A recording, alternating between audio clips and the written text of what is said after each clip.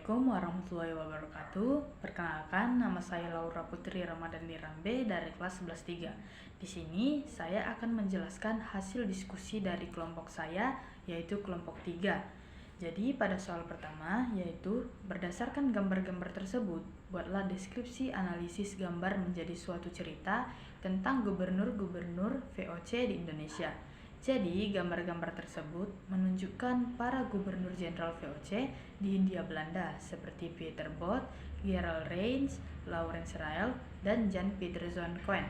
Mereka adalah pejabat tinggi VOC yang memimpin jalannya pemerintahan, perdagangan, serta strategi militer VOC di wilayah Nusantara. Misalnya, Pieter Both sebagai gubernur jenderal pertama, lalu Jan Pieterszoon Koen yang terkenal keras dalam menerapkan monopoli rempah, terutama di Kepulauan Banda. Dari gambar tersebut terlihat bahwa VOC sangat terorganisir dalam menempatkan pemimpin-pemimpin penting untuk memperkuat kedudukan mereka di Indonesia. Lalu yang kedua yaitu bagaimana awal terjadinya perbudakan di Indonesia. Jadi awal mula perbudakan di Indonesia terjadi ketika VOC membutuhkan banyak tenaga kerja untuk perkebunan, pelabuhan, pembangunan benteng, dan pengolahan rempah.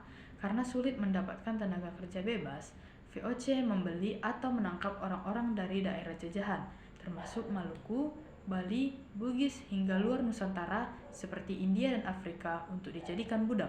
Sistem ini berkembang pesat terutama setelah VOC menguasai pusat perdagangan rempah di Maluku. Dan yang terakhir yaitu bagaimana VOC dapat merealisasikan monopoli perdagangan pala dan cengkeh di Indonesia. Jadi, VOC merealisasikan monopoli perdagangan pala dan cengkeh dengan cara yang pertama, menguasai langsung pusat penghasil rempah seperti Kepulauan Banda dan Maluku. Yang kedua, menerapkan ekstirpasi, yaitu pemusnahan tanaman rempah di luar wilayah yang dikuasai VOC supaya harganya tetap tinggi. Dan yang ketiga, memaksa rakyat hanya boleh menjual rempah kepada VOC melalui sistem perjanjian. Dan yang terakhir, menggunakan kekuatan militer untuk menghancurkan perlawanan rakyat. Misalnya, pembantaian di Banda pada tahun 1621 oleh Jan Pieterszoon Koen. Dengan cara itu, VOC bisa mengendalikan harga dan distribusi rempah di pasar internasional. Sekian hasil diskusi dari kelompok saya. Mohon maaf apabila ada salah kata. Wassalamualaikum warahmatullahi wabarakatuh.